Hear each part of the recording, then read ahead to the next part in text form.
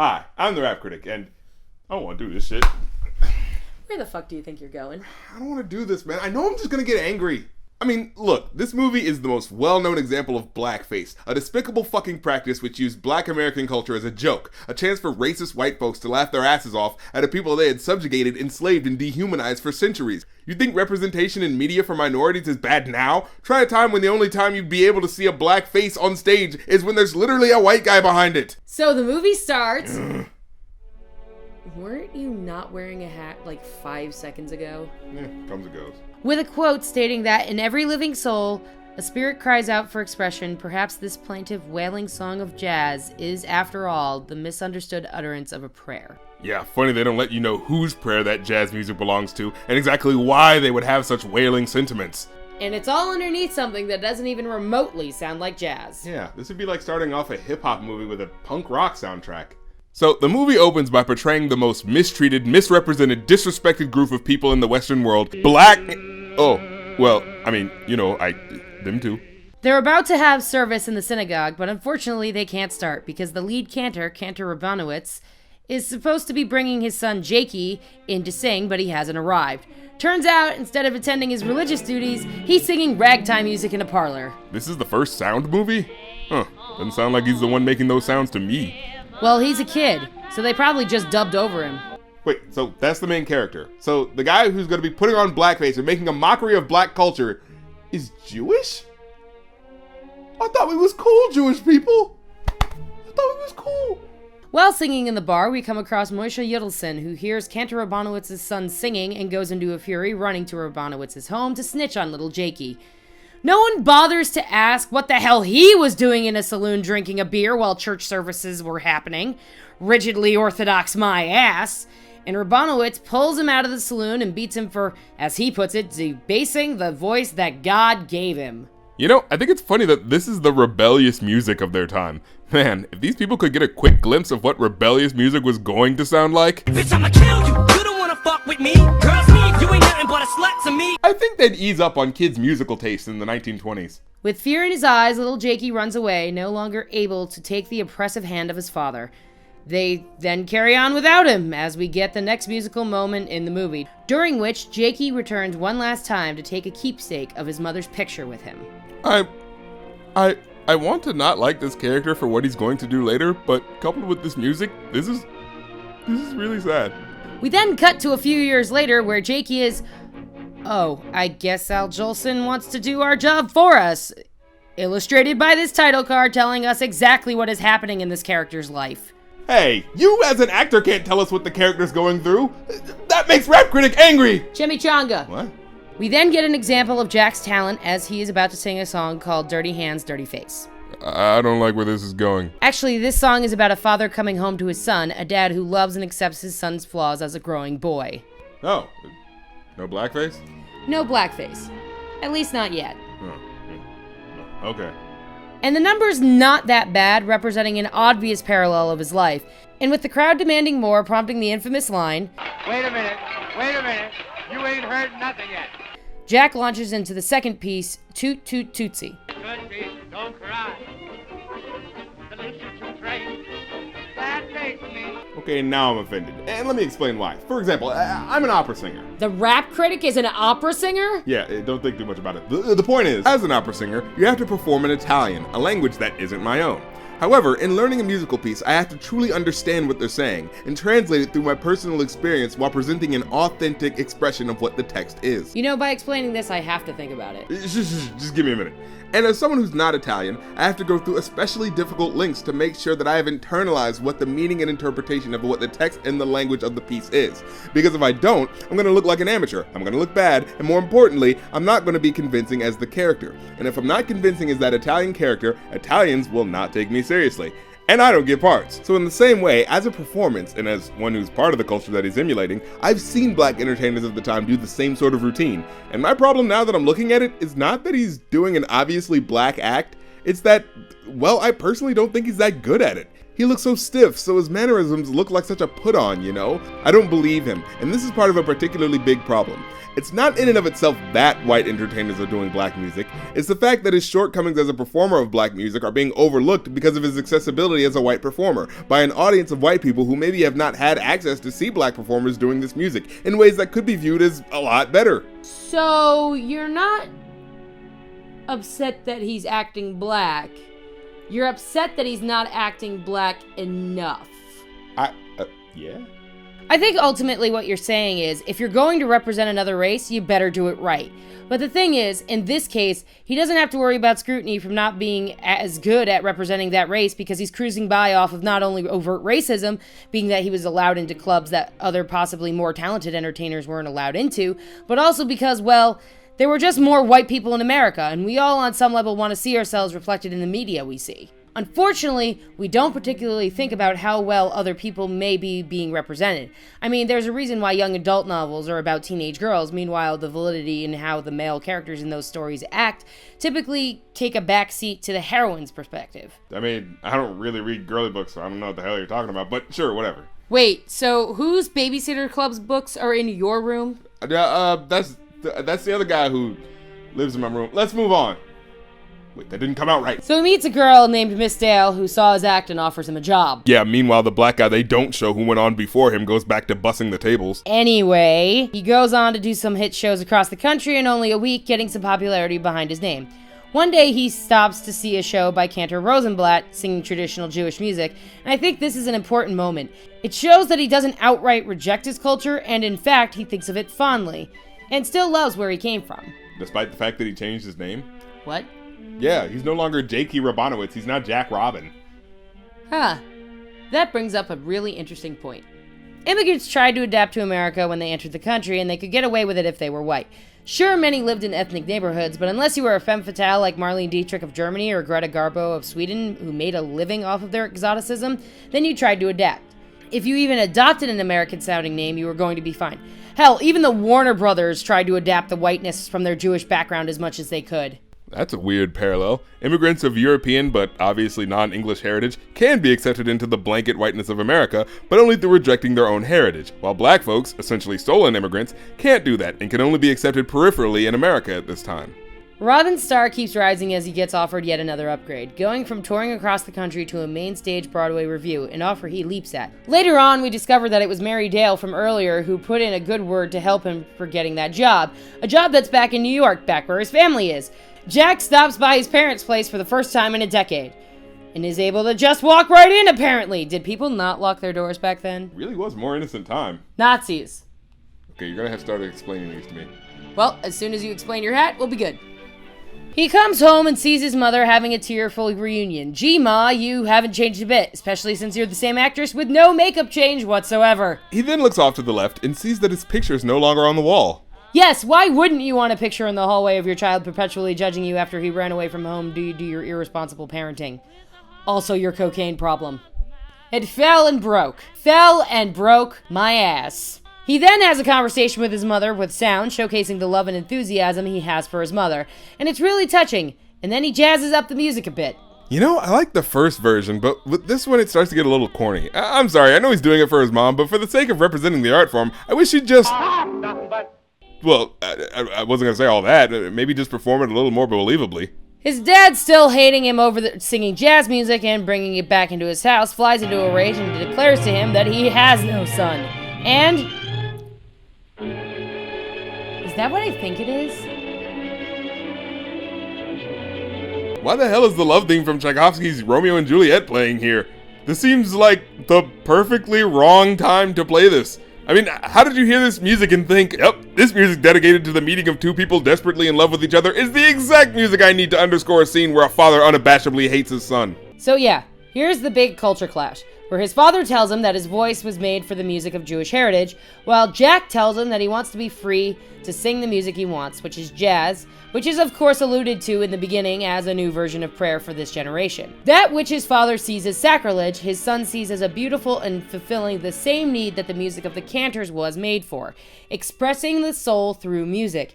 He even uses his father's words saying, "You told me that music is the voice of God," and both versions of that praise should be respected. Yeah, as long as it's a white guy doing it. Quiet you.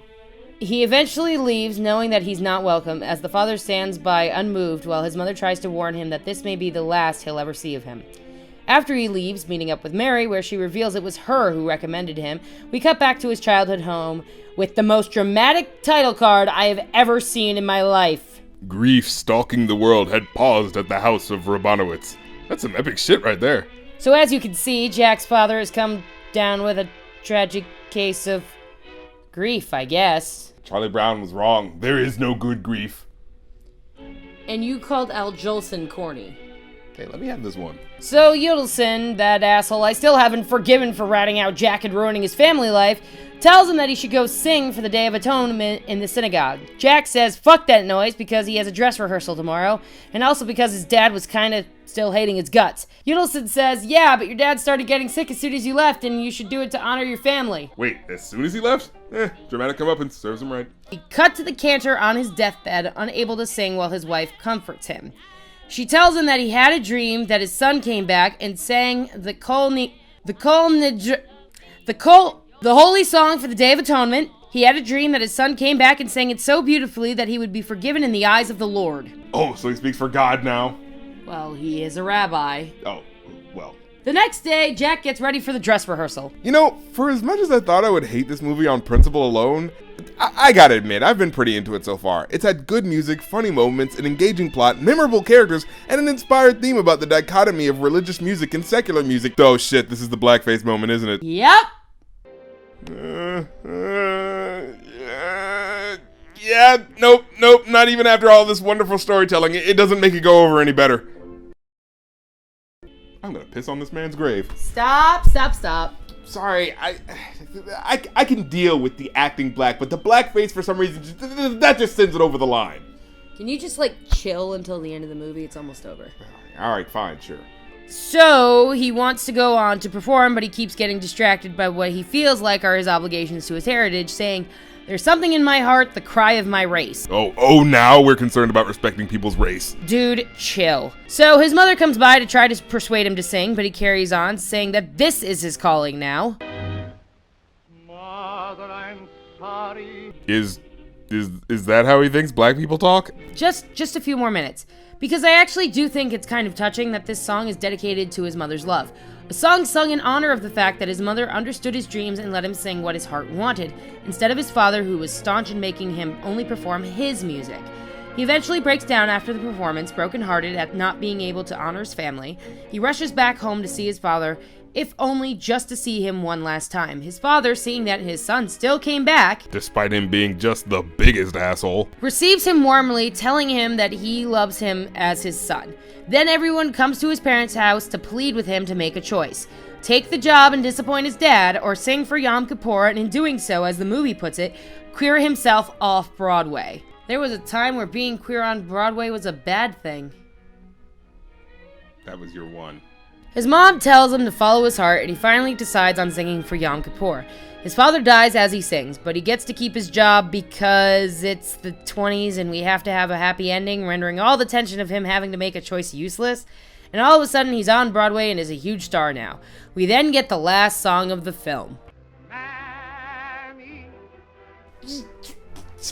You know what? No! It's not okay that he gets to put on this exaggerated farce of black identity and get to be loved and admired as an icon like it's no big deal because he was nicer to black people in real life. I've seen so many film apologists trying to treat this movie like this last season should be excused because it was a revolutionary film on the technical side, but no, this makeup was used to disrespect an entire race of Americans, and it should be treated as such. And I would say the same thing if there was some movie about a guy dressing up as a stereotypical Jewish person running around on stage with a big nose and a yarmulke and a prayer shawl and holding pennies between his fingers or some shit. But oh no, we're supposed to be cool with it because this guy just wanted to relate his story of how he just pined for the love of his father. Fuck that! You don't get to use other people's identities like that. I'm not saying that he can't have an understanding of black culture in relation to Jewish suffering, but black people aren't anthropomorphic animals for you to project your stories onto. Well, race relations have always been complicated, and not just in the United States. However, in Hollywood in the 1920s, it was interesting. There were black people in Birth of a Nation, but they peter out by the time the jazz singer comes in. Sure, some movies feature them, and in the pre-code years, they pop up more than they did in the 1920s, but really the only person who found success after the code was instituted in 1934 was Bill Robinson. That's right, Bill Robinson worked with Shirley Temple, a little girl who did actually do blackface for a movie. I don't like to talk about it. Bill Robinson was the highest paid African American entertainer in the first half of the 20th century. And sure, there were some other African Americans in film, but they were not as visible as Bill. Even he was relegated to server/wait service roles and didn't seem to do anything else but tap dance with Shirley Temple. Bill Robinson was so popular, he lobbied President Roosevelt for equality for African American soldiers serving during World War II. And even though he made $2 million in his lifetime, he died penniless, and the funeral was arranged by Ed Sullivan, the television host and a longtime friend. Even popularity didn't guarantee that you would be taken care of. And this movie was not about black people. You could have replaced his black face with a horse's head and changed all that shucking and jiving into neighing and clopping around, and it would have been just as intimate a look into the psyche of fucking Clydesdales. Nothing here speaks to the condition of black people's lives at the time. Nothing so much as indicates that black people should even be treated with any respect. The only message this movie says about the black experience is, gee, don't those Negroes have nice music? Let's sing it ourselves.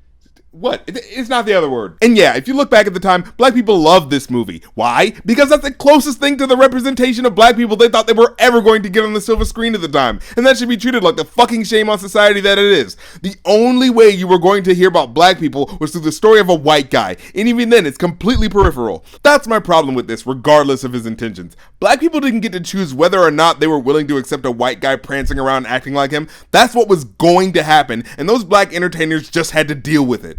Now let's look at people who were actually successful at appropriating black culture, and we're going to look at two of the most prevalent, Elvis and Eminem. Elvis was known as the king of rock and roll, and I'm not disputing his success here. He was good at his job and eccentric to a fault, but appropriating black culture made his success. Though I will say that he was for desegregation in his lifetime. And the problem is that though he owed a lot of success to African American music, a problem some people had with him is that he never culturally acknowledged or gave money to his black peers. Even today, some people still have the notion that Presley has stolen black music. I'll do an episode on Elvis later this year, I promise. You know, there's not even a point where it's revealed how he got into this music, or even acknowledges a community of black people who he either had to garner respect from or had to learn shit from. Hell, as far as the movie's concerned, he fucking made it all up himself. I guarantee you, no one left this movie even peripherally thinking about being sympathetic to the black experience, because it doesn't even give you a glimpse. But this is bullshit, because even if you have music that's obviously mainly coming from black people, and you can't tell me it isn't because, oh, it's America's music, no, fuck that, because they literally felt the need to put on black faces in order to perform it. I have to know that you respect the originators. And if you don't show that, I'm sorry, but that's disrespect to me, because you're putting on these black faces and then tacitly acting like there's no reason that you're putting on blackface. And let's be 100% clear about this. Blackface was a racist problem in Hollywood, and obviously with cultural context, people of the 1920s deemed this as a good thing to do because of their own values.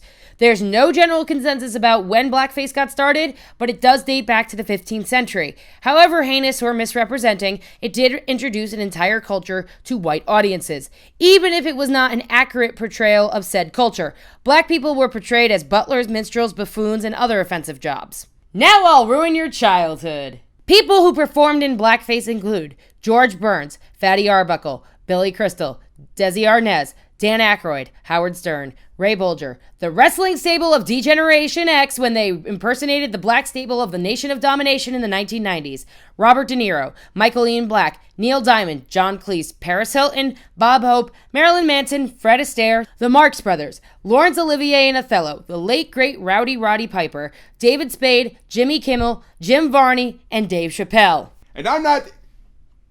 Damn, that's a lot of beloved icons. What about Charlie Chaplin? Actually, no, he never performed in blackface, so there is hope. All right. Anyway, I'm not saying that he can't have an understanding of black culture in relation to Jewish suffering. And look, I'll give him this. This isn't near as much coonery as I thought it was going to be. And the songs, for the most part, relate to a very universal feeling of acceptance, wanting love from your parents, and things like that. I'll say this. I feel like there are movies that did so much worse, but as much as I felt like he meant no disrespect and wanted to represent a culture to a people whose culture wasn't being represented, I'm sorry, he didn't do enough to illustrate that culture was being respected here. And part of that was due to the complete disappearance of its origins. And they tried to paint it like, don't worry blacks, the white non-threatening guy understands you. I'm sorry, but no, you fucking don't. At least not in a way that really matters. calm down. They're all dead because the movie premiered on October 6, 1927, and none of the Warner brothers showed up as Sam Warner had just died of pneumonia the previous day, and the other brothers were attending his funeral. Generally, there was a positive feel in the audience. Laughter, clapping after every song, and chanting of Jolson's name. It was a major hit and paved the way for other talkies to make their mark, despite its blackface at the end. The Jazz Singer was the biggest film that Warner brothers had produced to that point. But more to the point, The Jazz Singer was responsible for the end of the silent era because of its success at the time. Even at the first Academy Awards, it was deemed ineligible for Best Picture because it was unfair to the silent pictures in the time frame. It had 3 remakes, a radio broadcast, and was parodied as early as 1936. Even Singing in the Rain's plot has a reference to The Jazz Singer, as the plot takes place in 1927, with the film in the plot being a response to The Jazz Singer. I just can't help but feel that if this were an industry in which the only representation of Jewish people were through the eyes of black people, Jewish folk would feel a little bristled at the idea. And they'd probably be like, well, why can't we fucking represent ourselves? And they'd be right. What about Eminem? Eminem is fucking different. Eminem represented his way of growing up through the art of hip-hop. He didn't say, I am where this culture came from. He twisted what the culture was to express who he was. No, a better representation would be Vanilla Ice, who swore up and down that he was living the dangerous life assumedly surrounding this hip-hop gangster culture, but ultimately proved to be exaggerating for his own gain. However, I'd say that hip-hop and the jazz music of that time is kind of different. Jazz at that time was a show. It's not necessarily representing who you are. It's a song meant as a performance, like a lot of music at the time. Hip-hop is supposed to be you, not a song that other people can perform. No, it's supposed to be personal, on an individual level. Hip-hop developed as a blurring of the lines between entertainment and reality, to make art more visceral, to say, this isn't a tune to be written by one person, set by another person, and sung by a third. This is a direct art form. I'm talking to you. And in that event, it becomes crucial that you are who you say you are. And that's why it was so important for Eminem to tell us that he was a white kid from Detroit. I don't want to hear what he thought I wanted to hear. I wanted to hear his life and his reality, filtered through no song notes, no other writers, just through his reality. You done? Yeah, tell me about your more technical aspects of the film or whatever. Here's the thing. Without the blackface or the racism, this is a typical story. White kid does something stupid he wasn't supposed to do, the father puts his foot down, and the plot just kind of gives the kid what he wants with positive or negative consequences, and the story hasn't changed. The other thing, this movie came out in the same year as Metropolis by Fritz Lang, 10 Days That Shook the World, celebrating the 10th anniversary of the Russian Revolution, Underworld, which is known as the first crime film, and The Lodger, a story of the London fog, directed by the legendary Alfred Hitchcock. This film is not some drop in the bucket like with The Wild Women of Wongo or Bride of the Gorilla. The Jazz Singer is a film that stands out with the greats because, like Birth of a Nation, it's racist. That's why it still survives today, and has been preserved by the Library of Congress. That's right, the Library of Congress deemed this racist movie that ended the silent era important enough to preserve for those reasons. And we can see that with everything going on in the United States today for the past year. I can Google black people killed by police and get more options than I know what to do with, and it's fucking sickening. Yes, I realize I'm white, but here's the thing. Black people need allies that will help them. And maybe I don't understand black culture, but I do understand watching someone's body lying in the road and someone getting killed in the back of a police vehicle sparking riots in Baltimore. And the response is incredible. Everything from we want reform to there's nothing wrong with this country has been spouted, which just proves to me that we are still in the same place we were in 1927. Maybe if we stopped and listened to the voices that were offended in 1927, we might be in a different place. Jazz Singer is important to cultural history because it perpetuated the notion that sidestepping black culture and what's important to them was actually acceptable when race is actually a social construct. All lives matter, but we need to hear why black lives matter because police are killing innocent people. That's something you expect from Stalin's Russia, not Obama's America. What's it gonna take to see real change? And we're done. See, that wasn't so bad, right? Well, since you made me watch a movie with blackface, I'm gonna make her watch a movie with whiteface. That's right, we're watching White Chicks. Let's get started. Oh wait, this is so much worse. Never mind.